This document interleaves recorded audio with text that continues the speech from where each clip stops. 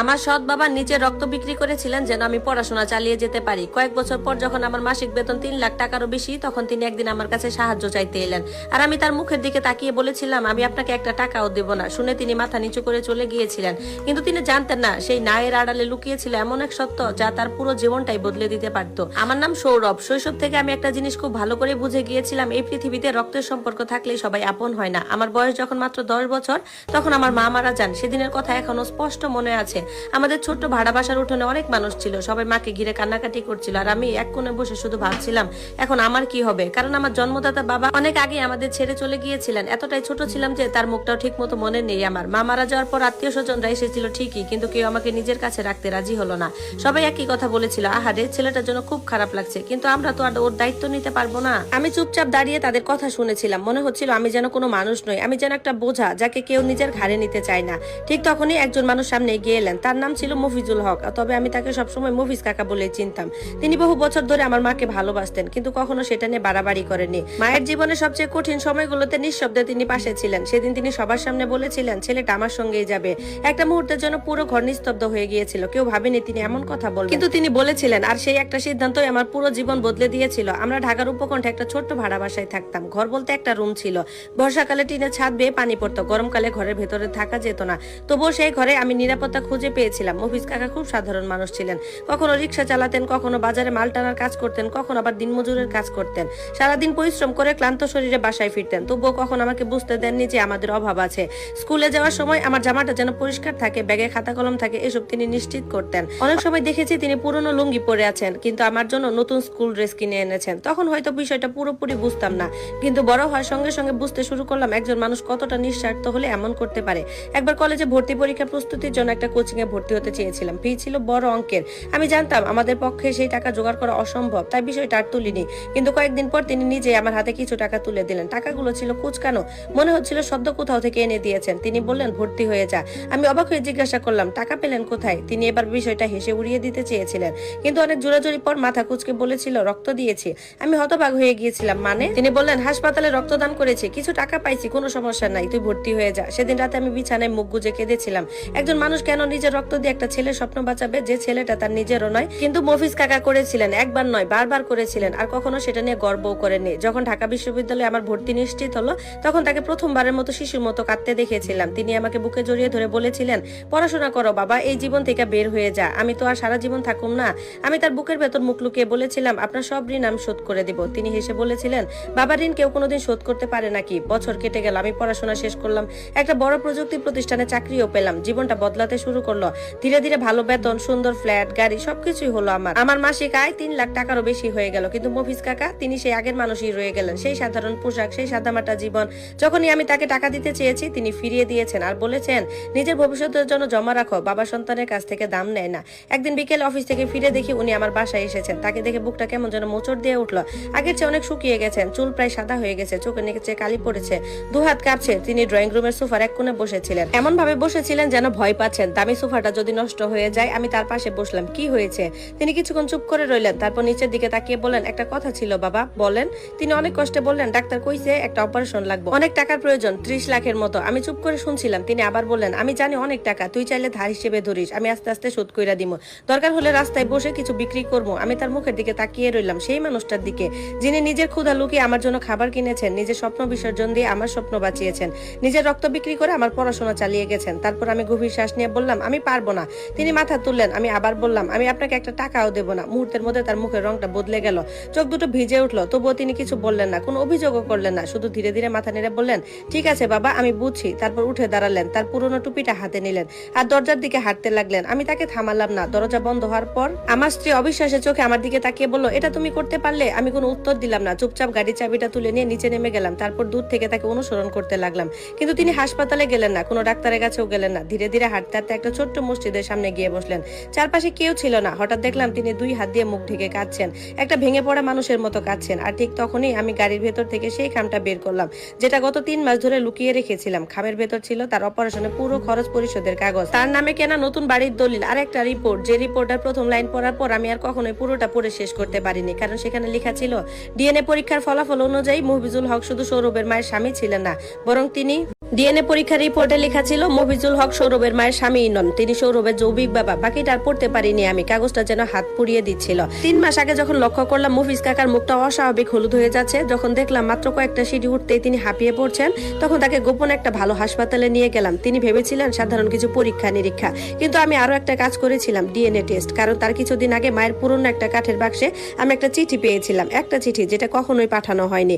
চিঠিটা মায়ের হাতে লেখা ছিল, সেখানে লেখা ছিল, মফিজ আমাকে ক্ষমা করে দিও, সৌরভ বড় হচ্ছে এই বিশ্বাস নিয়ে যে সে তোমার ছেলে নয়। সেই দিন থেকে রিপোর্টটা আমার অফিসের ড্রয়ারে লুকানো ছিল। আমি মফিজ কাকাকে নিয়ে কখনোই সন্দেহ করিনি, বরং আমি ভয় পেয়েছিলাম যদি সত্যি হয়, যদি যে মানুষটা আমার জন্য রক্ত বিক্রি করেছেন সে শুধু মনের দিক থেকে নয়, রক্তের সম্পর্কেও আমার বাবা হয়, আর যদি এত বছর কেউ তাকে সেটা না বলে থাকে। আমি মসজিদের সামনে দাঁড়িয়ে থাকা মানুষটার দিকে তাকিয়েছিলাম। মফিজ কাকা সিমেন্টের বেঞ্চে বসেছিলেন, মাথা নিচু করে, হাতে মুখ ঢেকে নিঃশব্দে কাঁদছিলেন। সেই কান্না ছিল না চিৎকারের, ছিল না অভিযোগের, ওটা ছিল এমন একজন মানুষের কান্না যে সারা জীবন কাউকে কষ্ট না দিয়ে নিজের কষ্টটা বুকে চেপে রাখতে শিখেছে। আমি কিছুক্ষণ দাঁড়িয়ে রইলাম, তারপর ধীরে ধীরে এগিয়ে গেলাম। এরই মধ্যে আমার স্ত্রী নীলা গাড়ি থেকে নেমে আমার পাশে এসে দাঁড়িয়েছে। ওর চোখে রাগ, কষ্ট। সে ফিসফিস করে বলল, এটা যদি সত্যি চমক হয়ে থাকে তাহলে এটা খুব নিষ্ঠুর একটা চমক। আমি কোনো উত্তর দিলাম না, কারণ ওর কথাটা ভুল ছিল না। আমি মফিজ কাকার সামনে গিয়ে দাঁড়ালাম। বাবা, তিনি মাথা তুললেন, চোখের পানি দ্রুত মুছে ফেললেন, যেন ধরা পড়ে গেছেন। ম্লান হেসে বললেন, এখন আর বাবা বলে ডাকিস না রে, এই ডাকটা আজকে আরো বেশি কষ্ট দিচ্ছে। আমি তার সামনে হাঁটু কেটে বসলাম। চারপাশে মানুষজন চলাফেরা করছে, কেউ বাজারে ব্যাগ হাতে নিয়ে বাড়ি ফিরছে, কেউ রিক্সার জন্য দাঁড়িয়ে আছে। দু একটা স্কুল পড়িয়া ছাত্র হাসতে হাসতে পাশ দিয়ে চলে গেল। পুরো পৃথিবী নিজের মতো করে চলছে, শুধু আমাদের সময়টা যেন থেমে গেছে। আমি ধীরে ধীরে বললাম, আমি আপনাকে একটা টাকাও দেব না। তিনি চোখ বন্ধ করে ফেললেন, নিঃশব্দে বললেন, বুঝছি বাবা। আমি বললাম, না, আপনি কিছুই বোঝেননি। এরপর আমি খামের ভেতর থেকে প্রথম কাগজটা বের করলাম। আমি আপনাকে একটা টাকাও দেব না, কারণ আমি আপনাকে কোনো টাকা ধার দেব না, আপনাকে কোনো টাকা শোধও করতে হবে না, আপনাকে রাস্তায় দাঁড়িয়ে কিছু বিক্রিও করতে হবে না।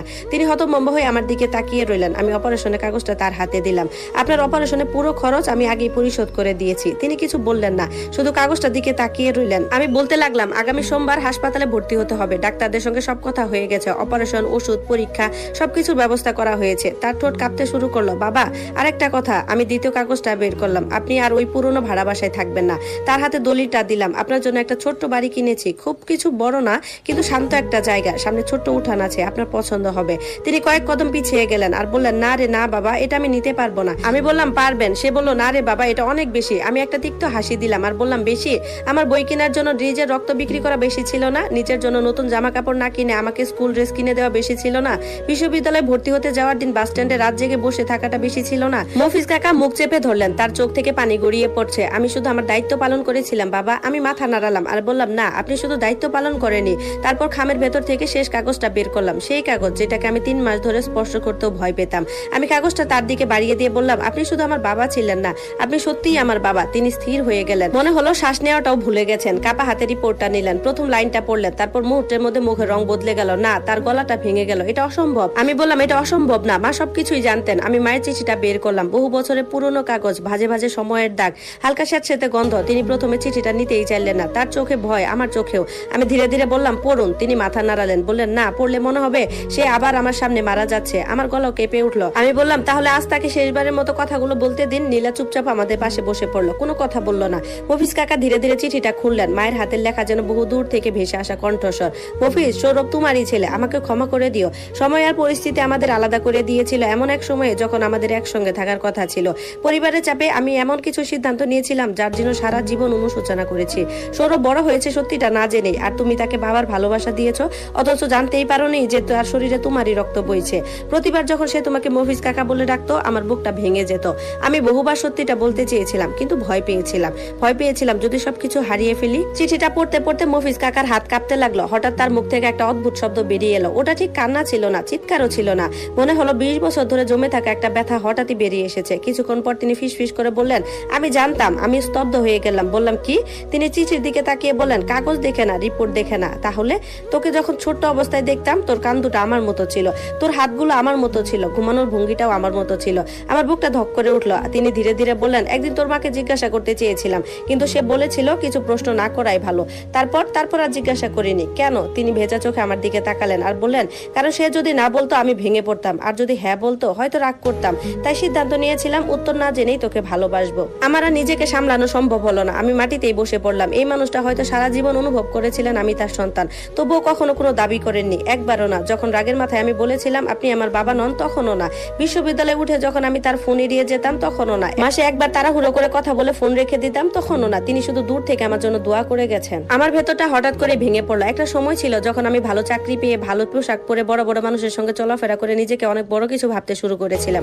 আর সেই সময় আমি মফিজ কাকাকে না আমার বাবাকে অনেক জায়গায় সঙ্গ দিতে সংকোচ বোধ করতাম। তার পুরনো স্যান্ডেল, বিবর্ণ শার্ট দেখে, কঠোর পরিশ্রমে কালচা হয়ে যাওয়া হাত দেখে আজ ভাবলে নিজের কাছেই লজ্জা লাগে। একজন মানুষ ভেতর থেকে কতটা গরিব হলে বাইরের এত সাফল্যের পরও এমন হতে পারে। আমি বাবার দিকে তাকিয়ে বললাম, বাবা, এই প্রথম শব্দটা শুধু অভ্যাস থেকে বের হয়নি, শব্দ তার ভেতরে ছিল সত্যি ও ছিল অধিকার, রক্তের সম্পর্ক ছিল। বাবা নিজেকে সামলাতে পারলেন না, আমাকে শক্ত করে জড়িয়ে ধরলেন। আমি তার বুকের সঙ্গে মুখ লাগিয়ে রইলাম। পরিচিত সেই গন্ধ, পুরনো কাপড়ের গন্ধ, রোদে শুকানো জামার গন্ধ, সস্তা সাবানের গন্ধ, আর এক অদ্ভুত নিরাপত্তার গন্ধ। হঠাৎ মনে হলো আমি আবার সেই 10 বছরের ছেলেটা হয়ে গেছি, যে মাকে হারিয়ে দিশেহারা হয়ে কাঁদছে। আর একজন মানুষ রান্নাঘরে দাঁড়িয়ে ডিম ভাত রান্না করছে, যদিও সে নিজেও জানে না যে কিভাবে জীবন সামলাবে। আমি কাপা গলায় বললাম, আমাকে ক্ষমা করে দিন। বাবা অবাক হয়ে জিজ্ঞাসা করলেন, কেন?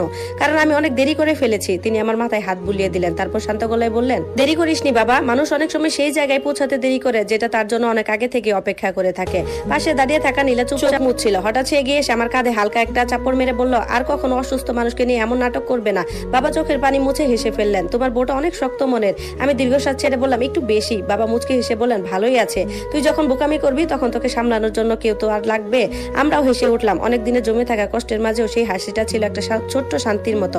সেদিন আমরা আমাদের ফ্ল্যাটে ফিরে যাইনি। বাবা বললেন, হাসপাতালে যাওয়ার আগে তিনি একটু হাঁটতে চান। আমরা তিনজন ধীরে ধীরে নদীর পাড়ে হাঁটতে লাগলাম। বিকেলের হাওয়ায় নদীর জল শান্ত হয়েছিল। মানুষজন নিজেদের মতো সময় কাটাচ্ছে, কেউ পরিবার নিয়ে এসেছে, কেউ চা খাচ্ছে, কেউ শুধু নদীর দিকে তাকিয়ে বসে আছে। হাঁটতে হাঁটতে বাবা একটা ছোট চায়ের দোকানের সামনে থামলেন। অনেকক্ষণ চুপ থেকে বললেন, যেদিন তুই বিশ্ববিদ্যালয়ে ভর্তি হলি সেদিন তোকে নিয়ে এমন একটা দোকানে বসে চা খাওয়ার খুব ইচ্ছা ছিল।